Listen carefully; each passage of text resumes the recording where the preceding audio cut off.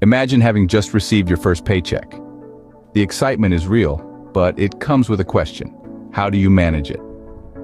You're feeling like $1,000,000. Your heart is racing and your mind is swirling with possibilities. Yet there's this little nagging thought.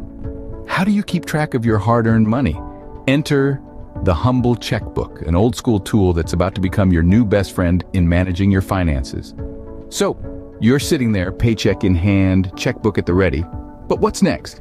Your checkbook isn't just a place to scribble down numbers, it's a powerful tool that can help you make sense of your finances. So, what exactly is this magical tool we call a checkbook?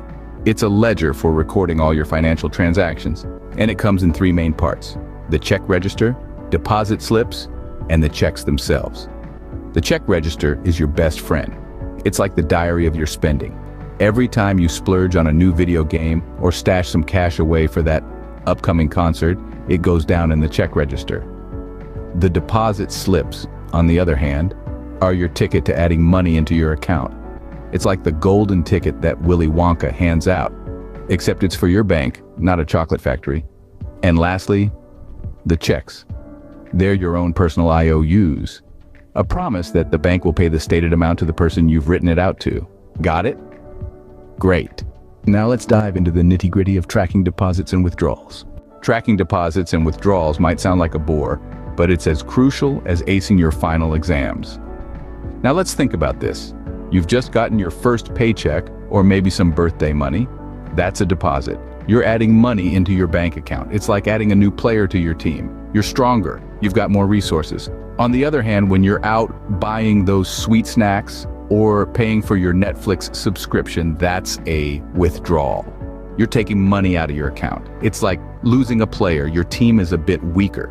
You've got fewer resources to play with. Now imagine you're the coach of this team and you didn't keep track of your players. You wouldn't know your team's strength or how to strategize, right? That's exactly why tracking deposits and withdrawals is so important. It helps you know how much money you have, where it's going, and if you've got enough left for that school trip or the latest video game. So, how do we track this? Easy peasy. You just jot down these transactions in your checkbook register. When you make a deposit, write it down. When you make a withdrawal, write it down.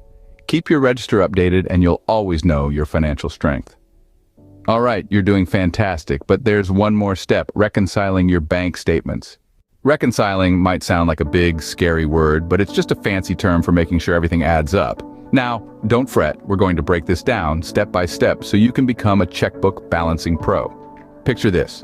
You're sitting down with your checkbook and your bank statement. You've been diligently tracking your deposits and withdrawals, but something seems off. The balance in your checkbook doesn't match the one on your bank statement. It's like a puzzle with a missing piece. What do?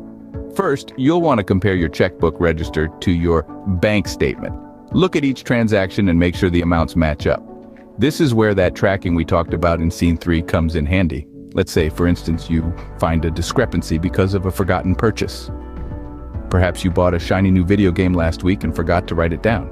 Or maybe you find an unexpected bank fee, like an overdraft charge. These are the sneaky things that can throw off your balance.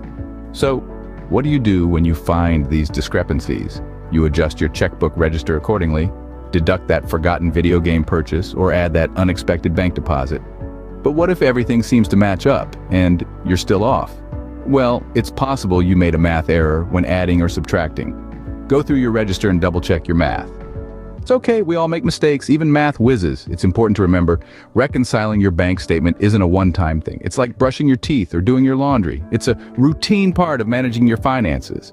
But unlike doing laundry, this one can actually save you money. And there you have it. With these steps, you'll be a checkbook balancing pro in no time. So, go on, give it a try. Your future self will thank you.